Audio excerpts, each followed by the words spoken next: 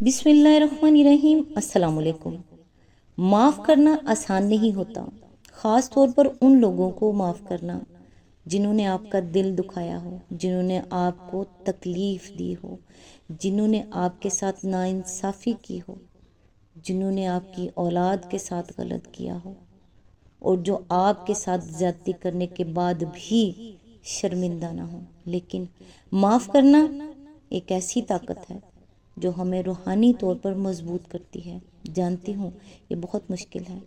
हम दूसरों को माफ़ इसलिए नहीं करते कि वो माफ़ी के लायक हैं, बल्कि इसलिए करते हैं कि हमें अपने दिल के लिए सुकून चाहिए होता है। माफ़ी वो अमल है जो हमारे दिलों को बोझ से आज़ाद करता है और हमारी भी अल्लाह ताला से यही दुआ होती है कि अल्लाह हमें भी माफ़ करे और ये अमल हमें अल्लाह ताला के करीब करता है। आज इंशाल्लाह सूरह अल काफिरून की आयत नंबर 4 से स्टार्ट करेंगे। इसका तर्जुमा और तफसीर तफहीमुल कुरान से बयान करूंगी जो अहले सुन्नत जमात के लिए है। औज़ु बिल्लाहि मिनश शैतानिर रजीम, बिस्मिल्लाहिर रहमानिर रहीम। और ना मैं उनकी इबादत करने वाला हूँ जिनकी इबादत तुमने की है। आयत नंबर 5। और ना तुम उसकी इबादत करने वाले हो जिसकी इबादत मैं करता हूँ। इसकी तफसीर है, मुफस्सरीन में से एक ग्रोह का ख्याल है कि ये दोनों फिक्रे पहले दो फिक्रों के मजमून की तकरार है और ये तकरार इस गर्ज के लिए की गई है कि इस बात को ज्यादा पुरजोर बना दिया जाए जो पहले दो फिक्रों में कही गई थी। लेकिन बहुत से मुफस्सरीन इसको तकरार नहीं मानते, बल्कि वो कहते हैं कि इनमें एक और मजमून बयान किया गया है जो पहले फिक्रों के मजमून से मुख्तलिफ है। हमारे नज़दीक इस हद तक तो उनकी बात सही है कि इन फिक्रों में तकरार नहीं है, क्योंकि इनमें सिर्फ और ना तुम उसकी इबादत करने वाले हो जिसकी इबादत मैं करता हूँ का अयादा किया गया है। और ये अयादा भी इस माने में नहीं है जिसमें ये फिक्रा पहले कहा गया था, मगर तकरार की नफी करने के बाद मुफस्सरीन के इस गिरोह ने इन दोनों फिक्रों के जो माने बयान किए हैं वो एक दूसरे से बहुत मुख्तलिफ हैं। यहाँ इसका मौका नहीं है कि हम इनमें से हर एक के बयान करदा माना को नकल करके इस पर बहस करें। इसलिए तूले कलाम से बचते हुए हम सिर्फ वो माने बयान करेंगे जो हमारे नज़दीक सही हैं। पहले फिक्रे में फरमाया गया है कि और ना मैं उनकी इबादत करने वाला हूँ जिनकी इबादत तुमने की है। इसका मजमून आयत नंबर 2 के मजमून से बिल्कुल मुख्तलिफ है, जिसमें फरमाया गया था कि मैं उनकी इबादत नहीं करता जिनकी इबादत तुम करते हो। इन दोनों बातों में दो हैसियतों से बहुत बड़ा फ़र्क है। एक ये कि मैं फलां काम नहीं करता या नहीं करूँगा कहने में अगरचा इनकार और पुरजोर इनकार है, लेकिन इससे बहुत ज़्यादा ज़ोर ये कहने में है कि मैं फलां काम करने वाला नहीं हूँ, क्योंकि इसके माने ये हैं कि वो ऐसा बुरा काम है जिसका इर्तिकाब करना तो दरकिनार, इसका इरादा या ख्याल करना भी मेरे लिए मुमकिन नहीं है।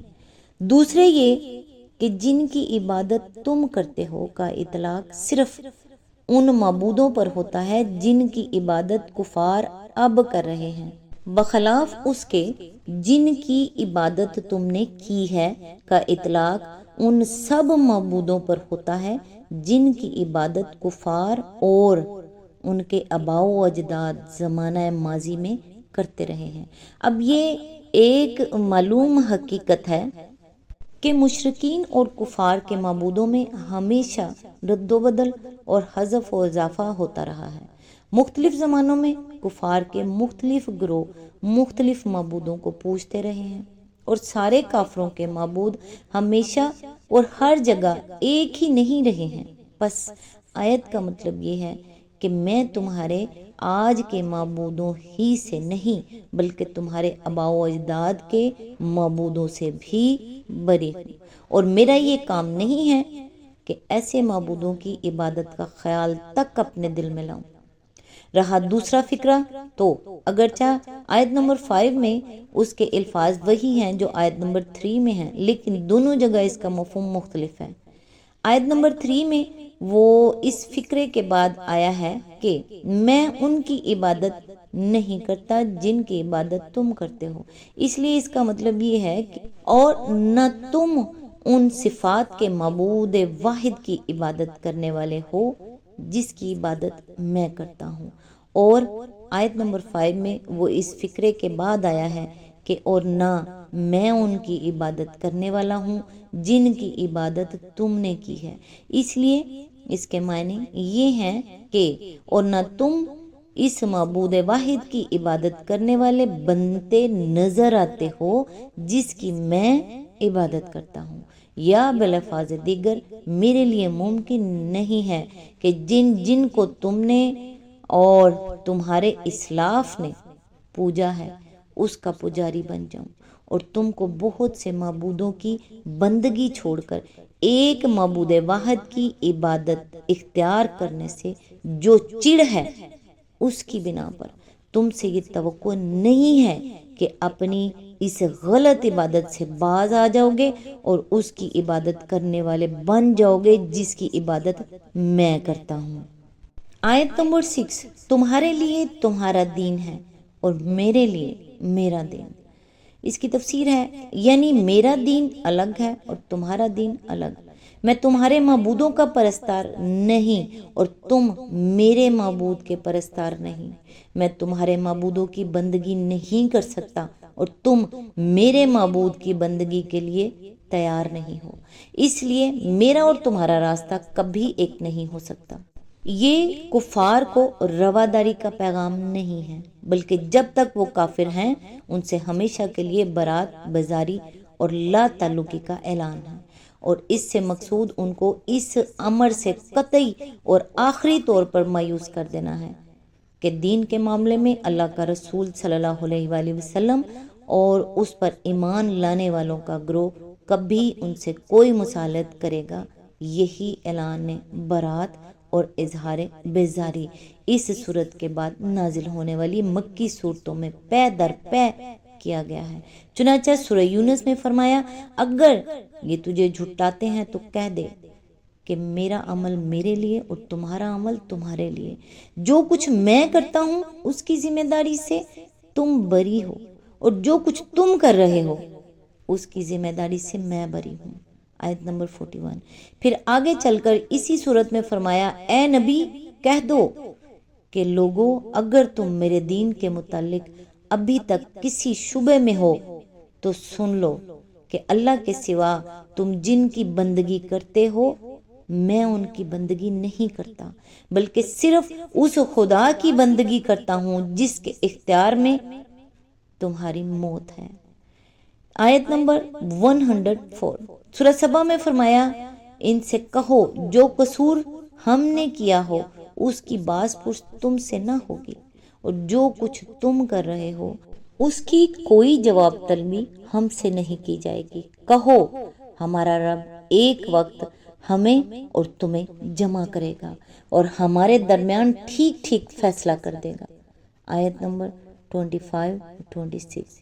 سورہ زمر میں فرمایا ان سے کہو اے میری قوم کے لوگوں تم اپنی جگہ کام کیے جاؤ میں اپنا کام کرتا رہوں گا، ان قریب تمہیں معلوم ہو جائے گا کہ کس پر رسوا کن عذاب آتا ہے اور کیسے وہ سزا ملتی ہے جو ٹلنے والی نہیں۔ آیت نمبر 39-40۔ پھر یہی سبق مدینہ طیبہ میں تمام مسلمانوں کو دیا گیا کہ تم لوگوں کے لیے ابراہیم علیہ السلام اور اس کے ساتھیوں میں ایک اچھا نمونہ ہے کہ انہوں نے اپنی قوم سے صاف کہہ دیا کہ ہم تم سے اور تمہارے ان معبودوں سے جن کو تم خدا کو چھوڑ کر پوچھتے ہو قطعی بیزار ہیں، ہم نے تم سے کفر کیا اور ہمارے اور تمہارے درمیان ہمیشہ کے لیے عداوت ہو گئی اور ویر پڑ گیا جب تک تم اللہ واحد پر ایمان نہ لاؤ۔ سورہ الممتحنہ آیت نمبر 4۔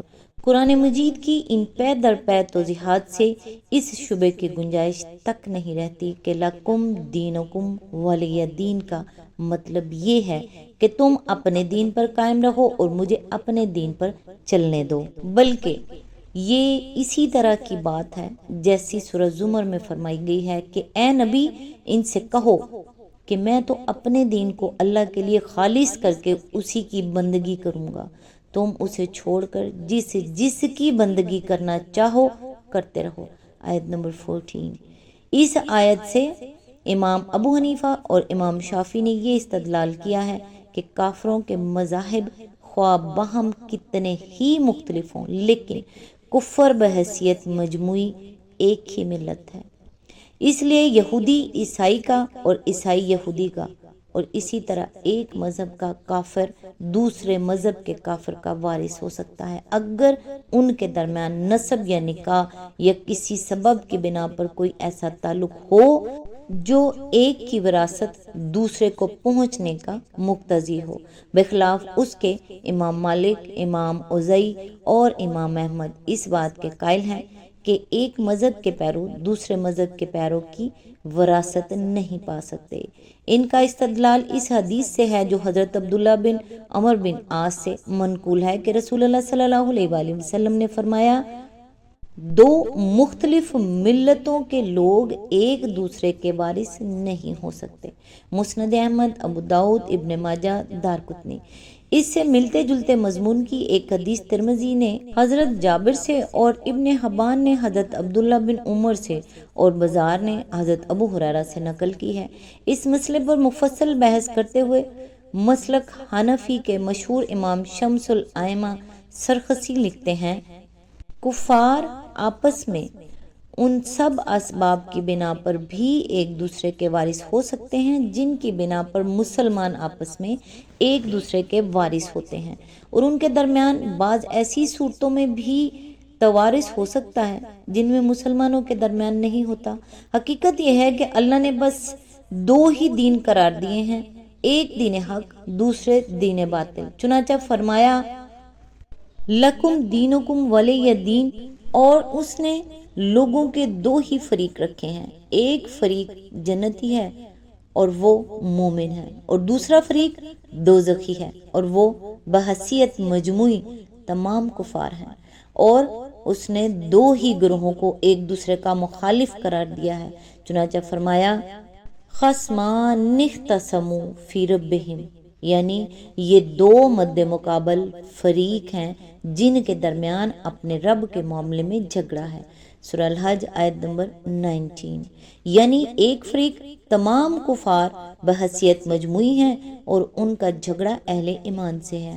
ہم یہ تسلیم نہیں کرتے کہ وہ اپنے اعتقاد کے مطابق باہم الگ الگ ملتیں ہیں، بلکہ مسلمانوں کے مقابلے میں وہ سب ایک ہی ملت ہیں، کیونکہ مسلمان محمد صلی اللہ علیہ وآلہ وسلم کی رسالت اور قرآن کا اقرار کرتے ہیں اور وہ ان کا انکار کرتے ہیں، اسی وجہ سے وہ کافر قرار پائے ہیں، اور مسلمانوں کے معاملے میں وہ سب ایک ملت ہیں۔ حدیث اسی بات کی طرف اشارہ کرتی ہے جس کا ہم نے ذکر کیا ہے، کیونکہ ملتیں دو ملتوں کی تشریح رسول اللہ صلی اللہ علیہ وآلہ وسلم نے اپنے اس ارشاد سے کر دی ہے کہ مسلمان کافر کا وارث نہیں ہو سکتا اور نہ کافر مسلمان کا وارث ہو سکتا ہے۔ المبسوط جلد 3 صفحات 30-32۔ امام سرخسی نے یہاں جس حدیث کا حوالہ دیا ہے اسے بخاری، مسلم، نسائی، احمد، ترمذی، ابن ماجہ اور ابو داؤد نے حضرت اسامہ بن زید سے روایت کیا ہے۔ سورہ الکافرون یہاں مکمل ہوئی۔ نیکسٹ انشاءاللہ سورہ نصر کی آیت نمبر 1 سے سٹارٹ کریں گے۔ اللہ تعالیٰ سے دعا ہے، اے پروردگار عالم، ہم سب کے ایمان، جان و مال، عزت و آبرو کی حفاظت فرمائیے، ہماری تمام بیماریوں کو صحت میں اور پریشانیوں اور مصیبتوں کو راحت میں، آفتوں اور بلاؤں کو عافیت میں بدل دیجیے، جو خیر دیر سے آنے والی ہو اسے ہم پر جلدی نازل کر دیجیے، ہمیں جسمانی، روحانی اور ذہنی سکون نصیب فرمائیے، یا اللہ ہماری دعاؤں کو قبول فرمائیے، آمین ثم آمین۔ نیکسٹ ویڈیو تک کے لیے دعاؤں میں یاد رکھیے گا۔ اللہ حافظ۔